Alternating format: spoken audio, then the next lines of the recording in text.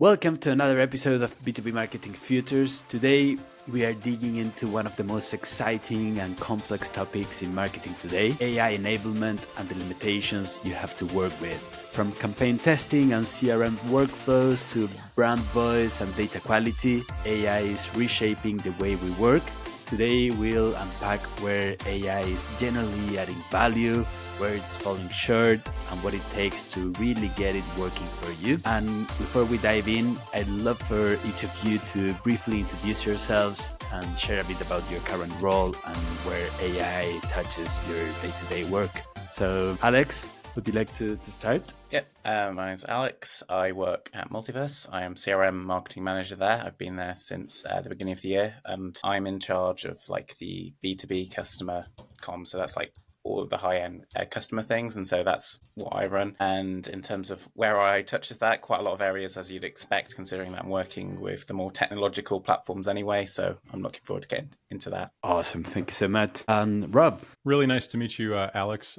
The great background that you have there. I'm Rob Maiale. I work at Precision for Medicine, and I lead creative and content marketing. And by proxy, just because content marketing was one of the things put square in the crosshairs of AI from day one, my job's become synonymous with it. And that's helped me move into helping to roll it out across the entire organization from a structure and infrastructure point of view, but also from an internal and external messaging point of view as well. Well, thank you so much for those great introductions. So let's start with the practical side, where AI is making the biggest difference in your day-to-day work today. Alex, you mentioned campaign testing and optimization. Rob, you described AI as a thought amplifier. So I think it would be great to discuss those things and other things as well. I think there's two main ways that people are using AI, and I'd say most of the people are using it to condense information down, or using it to synthesize things. And that is going to help you be more productive, and it is going to help you execute faster.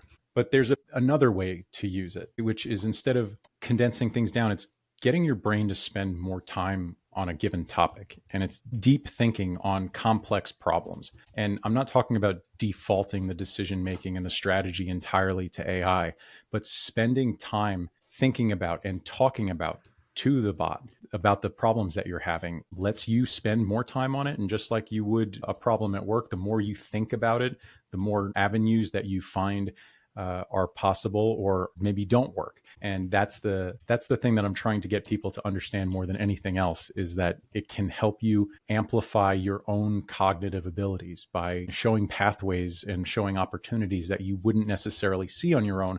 But the only way that you're going to get something that's unique and bespoke to you is by starting with you and your perspective and your expertise first.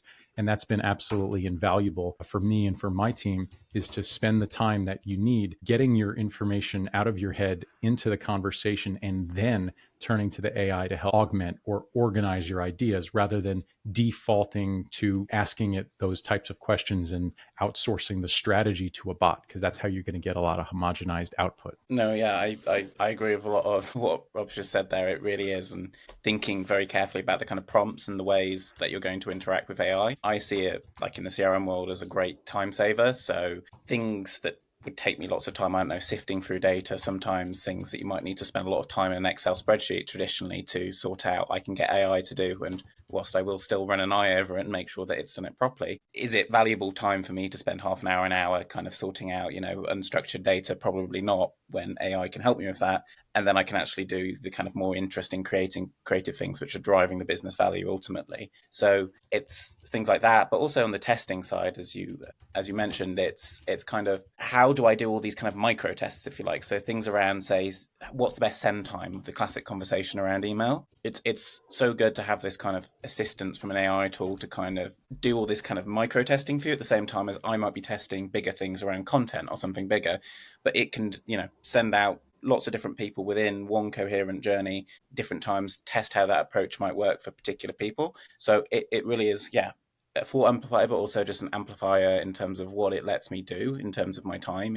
It means we can evolve what we're doing without having to spend all the time on the micro. I love the idea of iteration at scale. I don't think it's unreasonable to predict in the coming months and especially years that marketing in particular is going to feel a little bit more like high volume stock trading, that there's going to be constant iteration and micro testing, because you're going to be able to get the data back in near real time and be able to automate various options based on that type of data. And that is exciting. It's terrifying to me in the same vein, but completely agree with you. And when you're talking about speeding up workflows, it's all workflows. It is content creation, but to your point, it's also the measurement, and then the iteration and the testing is something that I don't think people are quite prepared for how quickly it's going to evolve into that. Yeah, we're expected, I think, as marketers to deliver more and more personalized journeys to everyone. And it's impossible to do that manually at scale. Frankly, we need this automation. We need the smart data points, but we need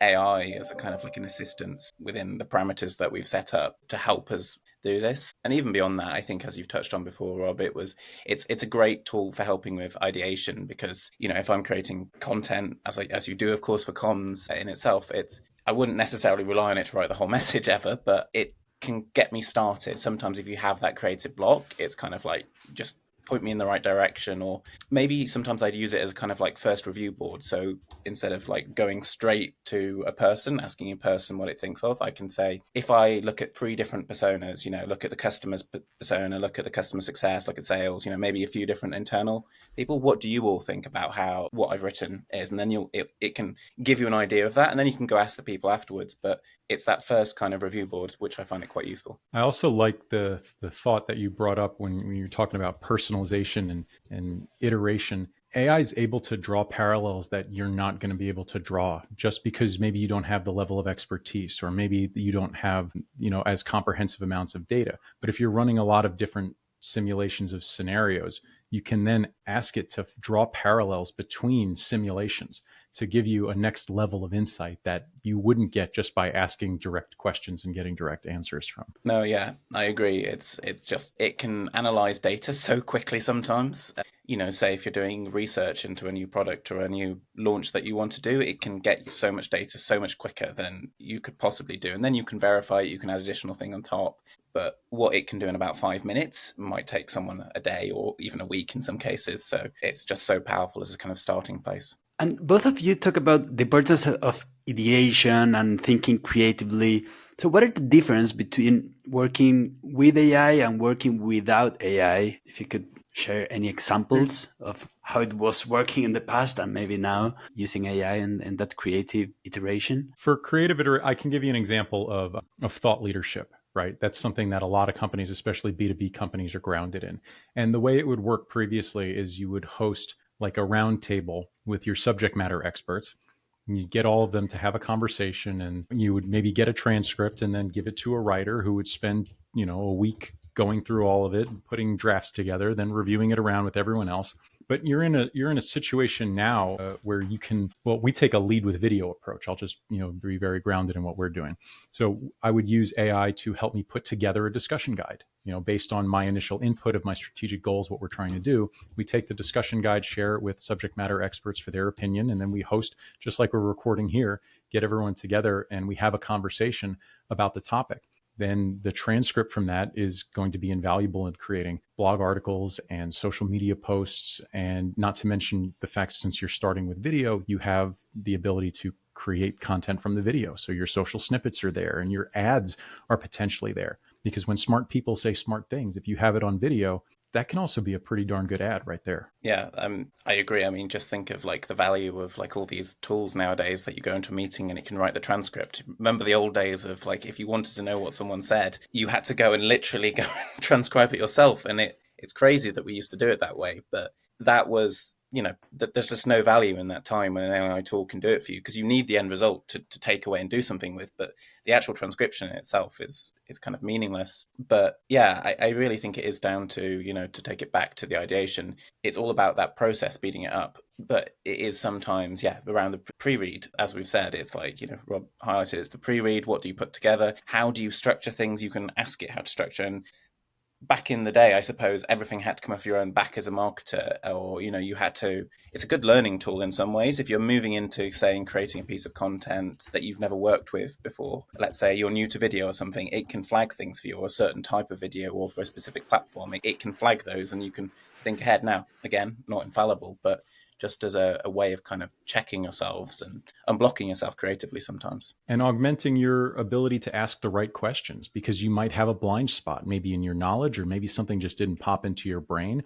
So once you do that initial thinking yourself, then getting the AI to check you and to augment what you're doing, that's where there's going to be the real opportunity to do something different. Yep, I agree. Yeah, but it's always good to remember that you still need to ask the questions, like check if I'm missing, check if I have some blind spots, and AI will do amazing things for you. But you still need to think with a good level of structure to run these processes. And I think based on what you mentioned, I think focusing on the things that really matter, I think that's how AI really helps us to do the things that we do well, doing it even better. And what are the limitations or blockers do you still face with AI adoption? Let's talk about the practical hurdles like data quality, etc. Yeah, so I think, obviously in the CRM world, I deal with a lot of data and things dependent on it. And as with any CRM system, certainly like some of the companies I've worked in the past,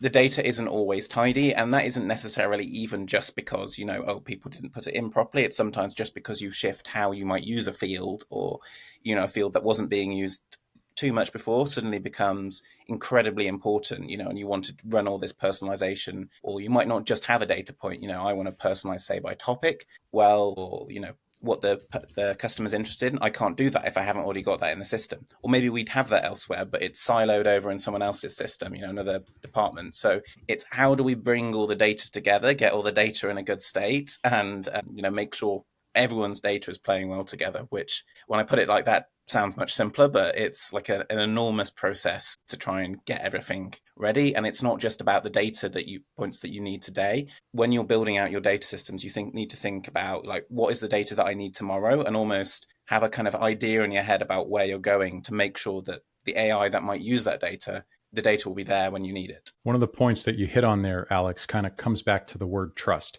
Right? Being able to trust the output that you're getting.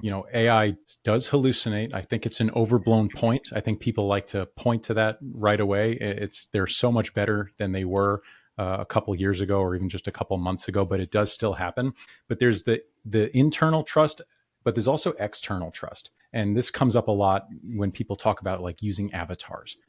I think that it's a nice little novelty, for instance, now to use one because it's kind of new-ish. But we're very quickly going to approach a point where most of the content on the internet is AI generated. So whatever wars that are going on right now with truth and with trust are only going to exacerbate in the future. And how that comes back to marketing, especially if you're in like a service type business where the product that you're selling is the people that you have and their expertise, being able to accurately reflect the capabilities of the people that are going to be doing the work is essential. And having any type of doubt that's planted in the heads of your potential customers is something that is going to cost you in the near and especially in the long term. I completely agree with that point. It's, you can go on any social media, you'll see all these people complaining about where there's obvious AI messages, like long AI articles, or, that are inaccurate because it's someone who doesn't know anything about the topic. They've just asked AI to write something quickly and they haven't proofread it.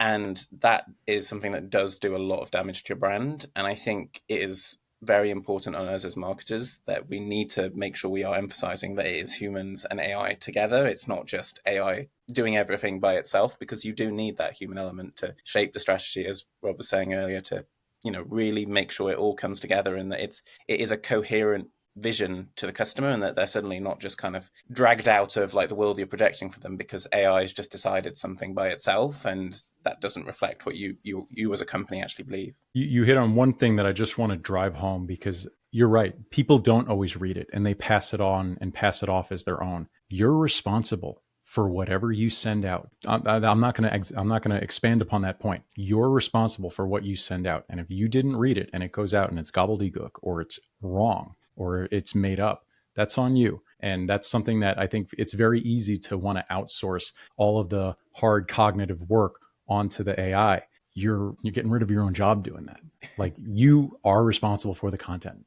Can't keep saying that enough. Definitely. And it's important to remember that AI helps us a lot, but at the same time, it can make 1,000 mistakes in 1 second, things that humans would take maybe months to make those mistakes. AI could do it in a couple of minutes or one day of work, right? Which is Yeah. powerful for testing and iteration, right? Like the technology is only going to accelerate the clarity that you already have. So if your processes are wonky, or if your way of working is you're not sure in exactly what you want to move forward with or what your strategic goals are, and you're just moving forward, AI will very quickly go off the rails, and you're going to step back and you're going to be like, what the heck did I just make here?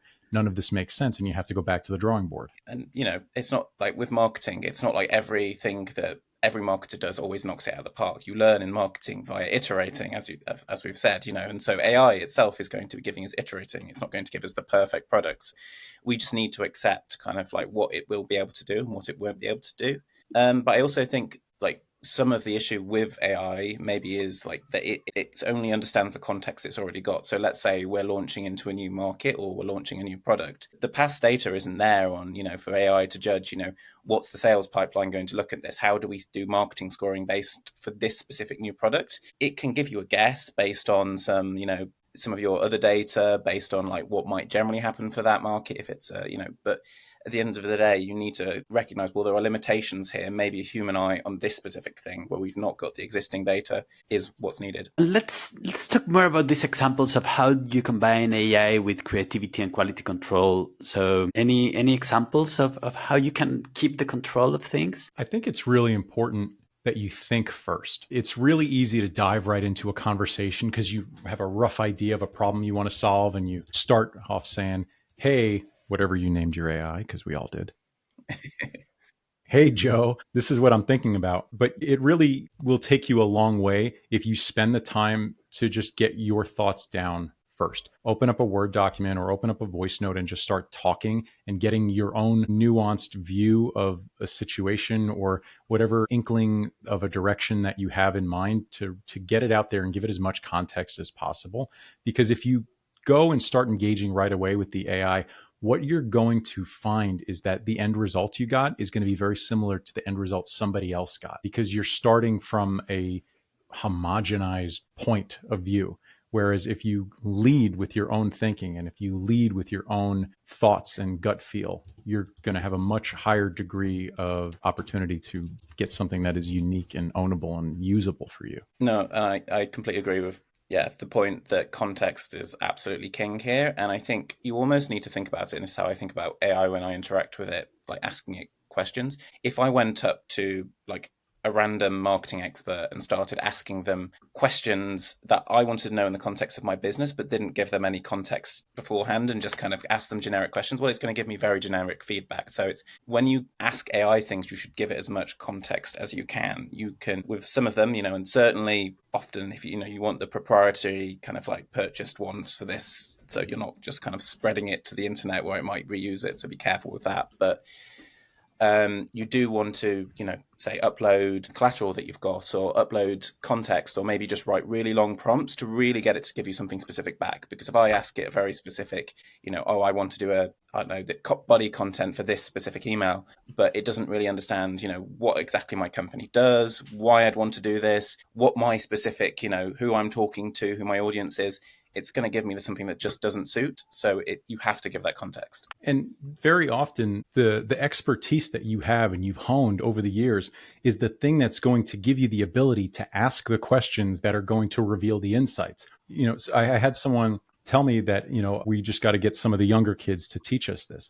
They don't know it either. And, they don't have they don't have the framework of mind to understand the questions that an executive would want to answer to. They're going to think very tactically and not very strategically, for instance. So you're not going to have a junior or mid-level person be able to teach an executive how to get the most out of AI from a thought amplification point of view and from a strategic partnership point of view, just because they don't have that type of framework coming in. So this really is an opportunity for everyone to take a big step forward. And this is not something that, well, I'm a certain age, I'm too old to learn this kind of thing. If anything, the fact that you're a certain age and are actively involved in trying to learn this stuff is going to be a strategic advantage for you, because that expertise that you have and that experience and perspective that you have is the thing that is your moat. That's going to allow you to get more from it, because you're going to know what really needs to be asked. Yeah. And it's absolutely also just iterating along with AI. Don't accept its first answer on many occasions. It's kind of like you look at what it gives you back, and then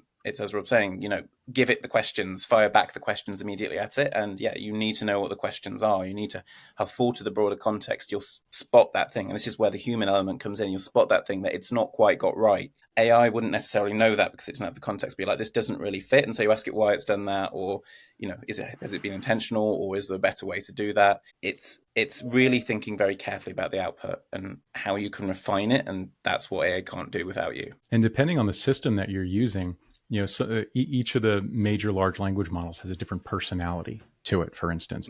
And I'll just use ChatGPT as an example. It loves to agree with everything you say, no matter So how true. dumb your idea is. It's built to be bubbly and playful and help you along.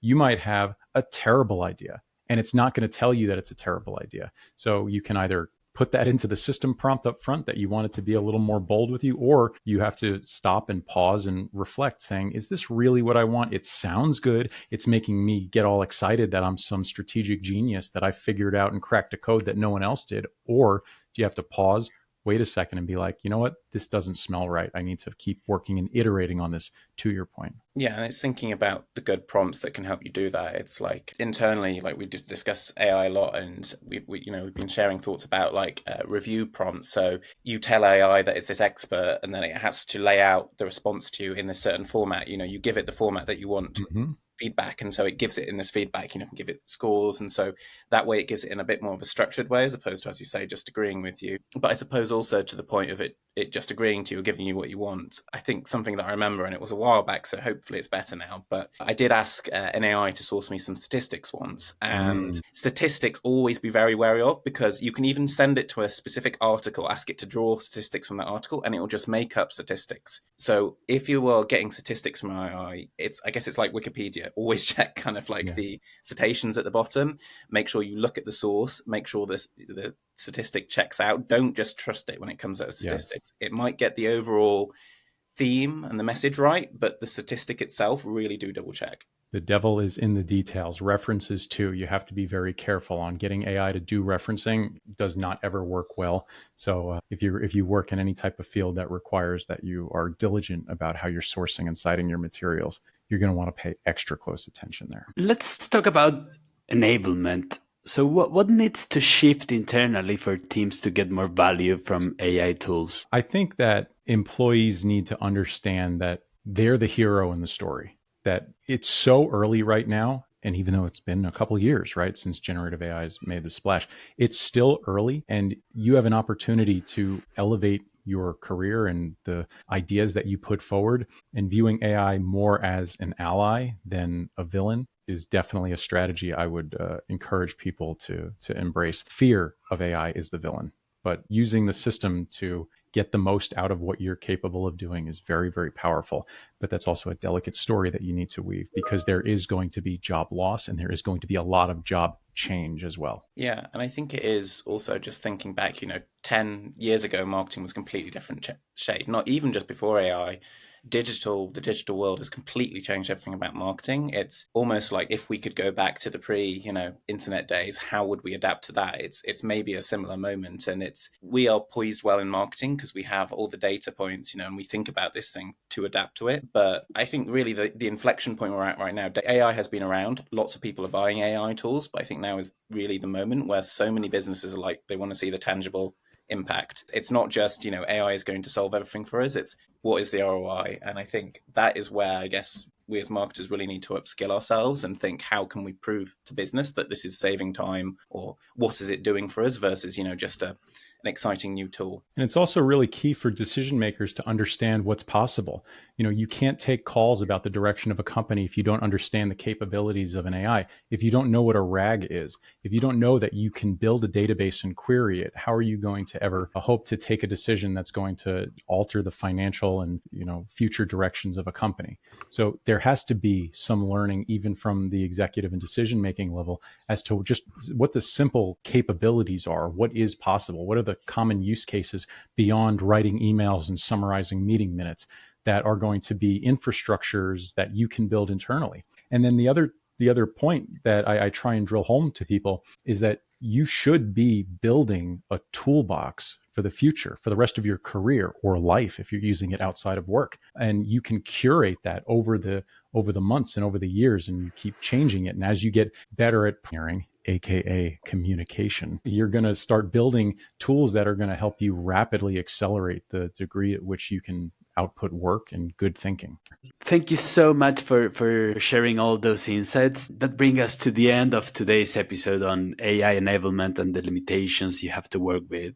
We've heard how AI is driving impact from campaign optimization, site generation, content ideation, CRM workflows. We also unpacked the real barriers like messy data and also the importance of having human oversight. So what's clear is that the successful of AI enablement isn't just about the tools, it's about how teams structure their data, share knowledge, stay aligned. So the most effective marketers aren't just adopting AI, they are shaping workflows, culture, collaboration. So a huge thank you to you, Alex and Rob, for sharing your insights with us today. And thank you for all the ones listening. If you found this useful, don't forget to subscribe and share the episode with your team. Until next time on Between Marketing Futures.